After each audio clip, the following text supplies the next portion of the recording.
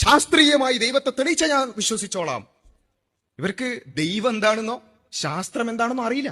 ശാസ്ത്രം എന്ന് പറഞ്ഞാൽ നമ്മൾ പറയാം ഒരു പ്രപഞ്ചം, ആ പ്രപഞ്ചത്തിൽ ഉള്ളിലുള്ളതിനെ കുറിച്ച് പഠിക്കാൻ പ്രാപ്തമായതാണ് ശാസ്ത്രം. ദൈവം നമ്മൾ പറയുന്നത് ഇവിടെയുള്ള ഏതെങ്കിലും മനുഷ്യനെ കുറിച്ചായിരുന്നെങ്കിൽ ശരിയാണ്, ആ പ്രപഞ്ചത്തിന്റെ ഉള്ളിലാണ്, അതുകൊണ്ട് ശാസ്ത്രീയമായി അത് തെളിയിക്കണം. അല്ലെങ്കിൽ ഏതെങ്കിലും മനുഷ്യരാണെന്ന്, ഇപ്പോ മുഹമ്മദ് നബി ദൈവമാണ് എന്ന് വിശ്വസിക്കുകയാണെങ്കിൽ മുഹമ്മദ് നബി പ്രപഞ്ചത്തിൽ ഉള്ളിലുള്ളതാണ്, അതുകൊണ്ട് ശാസ്ത്രീയമായി ദൈവമാണ് എന്നുള്ളത് തെളിയിക്കണം, കറക്റ്റാണ്.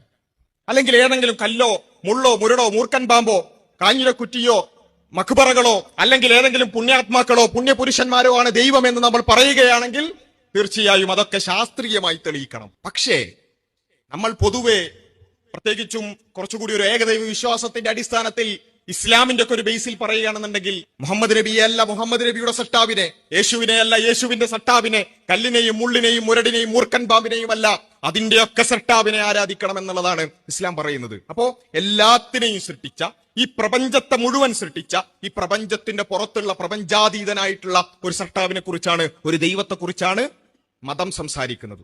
അപ്പം ഈ മെറ്റീരിയൽ യൂണിവേഴ്സിന്റെ ഉള്ളിലുള്ളതിനെ കുറിച്ച് പഠിക്കാൻ പ്രാപ്തമായ ശാസ്ത്രം കൊണ്ട് അതിന്റെ പുറത്തുള്ള, അതായത് അതിന്റെ മേഖലക്ക് പുറത്തുള്ള ഒരു സാധനത്തിന് തെളിയിക്കണം എന്നാണ്